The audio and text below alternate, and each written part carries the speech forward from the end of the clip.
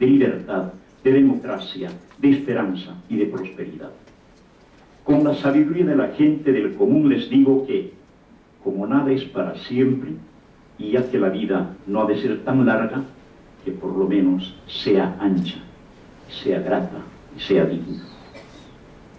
Con el permiso de la paciencia de ustedes, ya que me dieron 45 minutos para exponer los alcances y limitaciones de la realidad boliviana, voy a centrar, revelar y desgranar una de las causas de la actual victoria popular: las luchas, vicisitudes y victorias por los energéticos, por el gas, ese recurso que hoy nos da de comer y vivir con decoro humano. Somos dueños soberanos de gas, de una reserva de gas de 150 años que otros dicen 80, que hasta el año 2005 ese gas estaba en manos de 12 empresas transnacionales. Se lo nacionalizó y aquellos consorcios mundiales que se creían los dueños de nuestra riqueza aceptaron quedarse en Bolivia como meros prestadores de servicio. Ahí están, trabajando en paz, en coordinación con el gobierno, ganando lo que deben ganar. Ahí están aquellas transnacionales que durante 24 años se llevaron 82% de las ganancias que les daba el negocio y nos dejaban solo el 18%. Evo y su pueblo les voltearon, como dicen ustedes, el chirrión por el palito, y ahora nos dejan 82-85% de las ganancias, porque así mandan nuestras leyes de relación comercial, y así lo ordena nuestra dignidad soberana, como propietarios de ese recurso.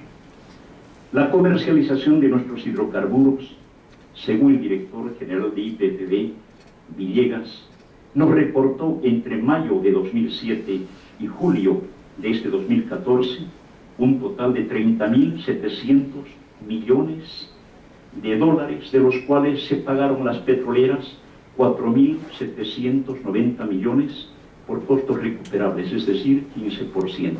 Esto al margen de sus ganancias. Vendemos gas con todo el dinero nuestro a Brasil y a Argentina. Lo vendemos desde el año 2006 a precios, no digamos óptimos, pero justos, aceptables. No es solo el ingreso por la venta del gas, claro, el factor que estabiliza nuestra esperanza y certidumbre. Son también la producción de minerales por el sistema de cooperativas de trabajadores, los manejos financieros de la electricidad, la producción de alimentos, las telecomunicaciones, en fin, todo aquello que está en nuestro poder. No hay un solo recurso natural en manos extranjeras. Estamos en posesión de todo. Y a veces nos cuatrapeamos porque no sabemos qué hacer con tanta riqueza. Lo digo honradamente. No tenemos gente capacitada, no tenemos tecnología, no tenemos mercados, pero si esos recursos estaban millones de años esperándonos bajo tierra o en las selvas, pueden esperar un tiempo más, 5 años, 6 años que se capacite en una universidad un técnico nuestro. Pero es el gas y es el petróleo nuestra mayor justificación política y nuestro mejor ingreso hoy por hoy. La historia del gas y del petróleo tiene una historia sacudidora en Bolivia. Escúchenme, 2 guerras, una guerra civil y otra internacional, 4 actos de nacionalización revolucionaria, luego de otras tantas usurpaciones, 2 golpes de Estado, un referéndum vinculatorio y 85 años de resistencia popular anticapitalista marcan la historia del petróleo y el gas en Bolivia. La primera guerra internacional por el petróleo en la historia del mundo se dio entre Bolivia y Paraguay, 2 países pobres empujados por las transnacionales. Se llamó la Guerra del Chaco, de 1932 a 1935. Ese conflicto causó 100.000 muertos, 61.000 de ellos bolivianos. Esa contienda fue empujada por las transnacionales Standard Oil y la Gulf Oil Company. En el sureste de Bolivia operaban desde 1921 la Standard Oil de Nueva Jersey, que doblegó al gobierno con un empréstito financiero en 1930 a cambio de concesiones ventajistas. Ese dinero sirvió para afrontar el crack mundial del año 1929. La Galp, por su lado, explotaba el hidrocarburo en el noroeste argentino y quiso hacerse del crudo boliviano, bordeando territorio paraguayo. La Standard Oil, afectada en sus intereses, alertó de esa intención al gobierno de entonces, a Bolivia, mismo que después de escaramuzas y dislates de algunos años, le declaró la guerra a Paraguay en 1932. Más de 220.000 conscriptos de una población de 4,5 millones que éramos por entonces, fueron movilizados al Chaco boreal, y aquello fue un desastre para ambas fuerzas por la eterna falta de agua en la región yerma, árida, desértica. Eso es el territorio chaqueño, de baja vegetación, mucho sol, mucha pobreza. 2 soldados entonces enemigos, que luego devinieron grandes escritores, el paraguayo Augusto Roa Bastos y el boliviano Augusto Céspedes, dijeron que la guerra de la sed causó tanta mortandad entre las tropas de ambos países, tantas muertes como las 26 batallas consumadas. Una vieja copla puntualizaba el drama: agua, aceite, vida y muerte, la sed me lleva a su foso, y feliz con mejor suerte el petróleo en su pozo. La guerra de la sed, la del Chaco, mi padre, combatiente de esa guerra, solía precisar: la guerra de la Shell. En junio de 1935 se firmó la paz, el armisticio. La historia dice que el Paraguay ganó la guerra porque estaba ya muy metido en suelo boliviano y ya no quiso regresarse. Los bolivianos decimos que no perdimos esa contienda porque la intención de los invasores era llegar a los yacimientos petrolíferos y no pudieron. Paraguay no se llevó una gota del aceite de piedra, que eso quiere decir petróleo. Obvio, tampoco llegaron a las cavernas bajo tierra donde holgaba el gas. De aquella campaña bélica emergió una generación de militares y 5 de los más importantes o los más audaces fueron presidentes de Bolivia. De esos personajes, héroes y villanos, en torno al petróleo, el gas y la vida nacional, les hablaré ahora y ustedes me van a perdonar la pasión y el dramatismo con que lo haga, en memoria de mi progenitor, un excombatiente del Chaco, que nos narraba esos episodios con las palabras quebradas casi siempre por el llanto. El general David Toro fue presidente de Bolivia en 1936, a unos meses del armisticio. Y lo primero que hizo fue denominar a Bolivia Estado socialista, porque él creía que el socialismo es lo más opuesto al capitalismo, que empuja a los pueblos a la guerra y vive de la muerte de los pobres. David Toro nacionalizó el petróleo en 1937 y expulsó a la Standard Oil Company. Esa fue la primera nacionalización petrolera en la historia del mundo, y también la Standard, la primera empresa yanqui echada de América Latina. Aquel presidente socialista fundó la empresa estatal Yacimientos Petrolíferos Fiscales Bolivianos, YPFB, en 1937, un año antes de que el presidente Lázaro Cárdenas hiciera lo mismo aquí al crear Petróleos Mexicanos, Pemex. Empezó la guerra sucia contra ese patriota. Lo agarraron por el único lado flaco que tenía, su afición al alcohol. El general Toro fue echado del gobierno por la oligarquía moralista, pura, decente y abstemia, que lo acusó de ser un borracho en horas de trabajo. Ese fue el argumento, y la prensa adicta festinó ese episodio. Tan ridículo trance, sin embargo, fue audazmente superado por otro héroe, el teniente coronel Germán Busch de Serra, de 36 años, quien tomó el Palacio Quemado, ni bien aquel presidente Toro se estaba yendo sobrio pero enojado. Busch se hizo del gobierno en 1937, reivindicó y ratificó las acciones de Toro. Se cuenta que en una sesión de los diputados conservadores, el nuevo presidente los invitó a un brindis con cerveza por la independencia de Bolivia. ¿Y saben qué les dijo? Salud por todo el pueblo.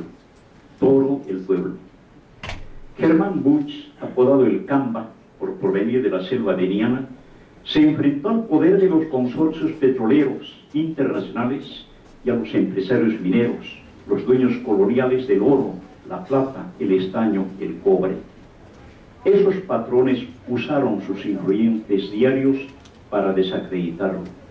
Por entonces no había la TV y la radio no tenía aún el alcance masivo que lograría después en los años 50, 60 y 70 con los radialistas que privilegiaban la palabra sobre la voz. El Camba Germán Busch fue tachado de loco y de comunista prorruso. Eran los años del asentamiento de la Revolución Soviética y del avance de las teorías marxistas y leninistas contra la explotación del hombre por el hombre en beneficio de la plutocracia. En diciembre de 1938, el presidente los amagó con la nacionalización de minas. Para entonces ya estaba en marcha la Segunda Guerra Mundial y los países capitalistas, lo mismo Estados Unidos, Inglaterra como Alemania, iban a necesitar del estaño, que es un metal maleable, apto para ser fundido en aleación con otros y producir balas, tanques, cañones, aviones. Bolivia y Malasia eran los únicos países que disponían del estaño en cantidades confiables para sustentar una guerra, y dos guerras, la primera y la segunda. El enfrentamiento en Bolivia era desigual, pues. Todo el poder oligárquico y los imperios y las transnacionales contra un soldado Camba sin más recursos que su valentía guerrera, su juventud y su fama de hombre de bien. Una mañana de abril de 1939 se informó al país que el presidente Germán Busch apareció muerto en su casa, donde la noche anterior había celebrado un cumpleaños con familiares, políticos y algunos amigos. Había muerto el Camba macho y la población no podía creer ni reaccionar. Dijo la prensa civil que el joven presidente se había pegado un tiro en la sien porque no pudo aguantar un dolor de muelas. A la infamia policíaca, la burla mediática. Aquel bravo capitán, héroe que participó en 9 batallas, 3 de ellas comandadas por él mismo, avanzando a sangre fría, pistola en mano y a campo traviesa por Nanagua, Boquerón y Campo Villa, se había suicidado por miedo de ir al dentista. Claro que Busch fue asesinado. Nadie investigó esa muerte.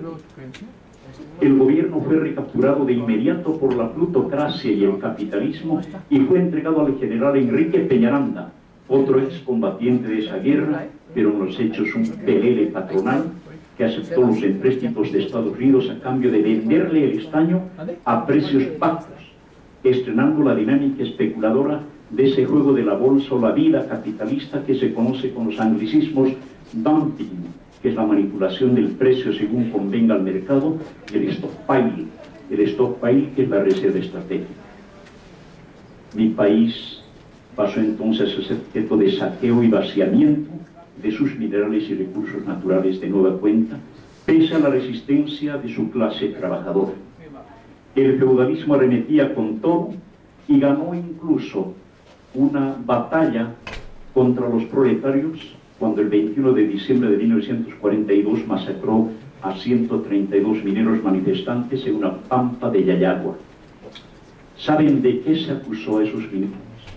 De ser aliados del nazismo alemán, de ser hitleristas, porque al realizar una huelga por un mejor salario atentaban contra la provisión del estaño que necesitaba el mundo libre para derrotar al nazismo.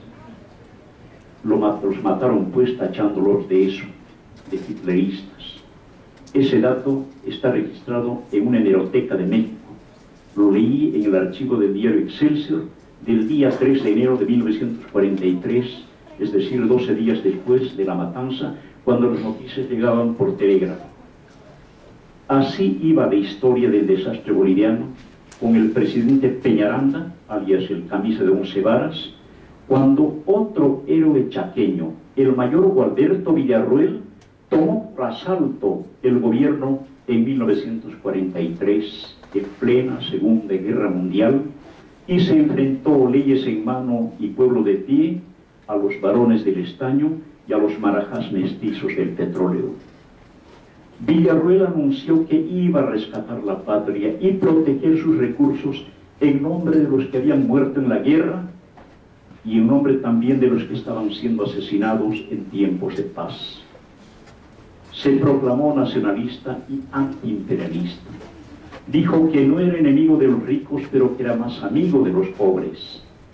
La burguesía lo acusó de ser un nazi, el apodo de moda, y la Santa Iglesia Apostólica y Romana lo llamó ateo comunista.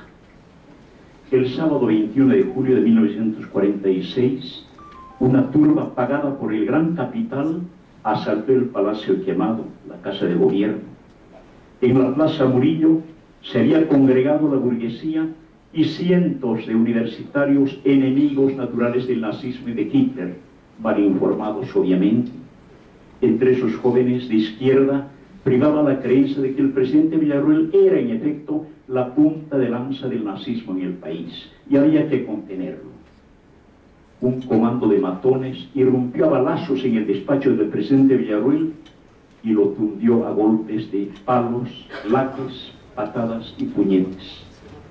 Por casualidad o causalidad, allí en ese despacho no estaban presentes escoltas ni guardias presidenciales. Miren nomás. El cuerpo sangrante e inconsciente del mandatario fue arrastrado desde su oficina hasta el balcón que da a la plaza principal de La Paz, desde donde lo arrojaron al vacío. Otra facción de la multitud aleccionada lo llevó hasta una esquina de esa fatídica plaza. Y allí, sin saber de dónde, quién ni cómo, apareció una gruesa y larga soga que unas diestras manos anónimas ajustaron de inmediato al cuello del indefenso. De pronto, la multitud vio ascender, jalado por una soga, un cuerpo con la cara sangrante y las ropas rotas.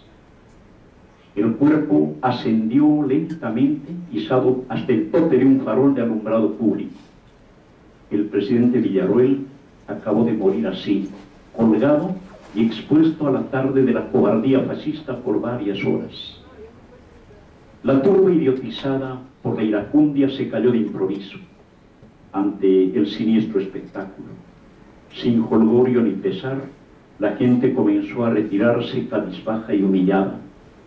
¡Ay, Dios santo! No era para tanto, no era para esa muerte tan cruel, habrá dicho alguna doña, una de las damas católicas que abandonaron la Plaza de los Escarnios con algún sentimiento de culpa.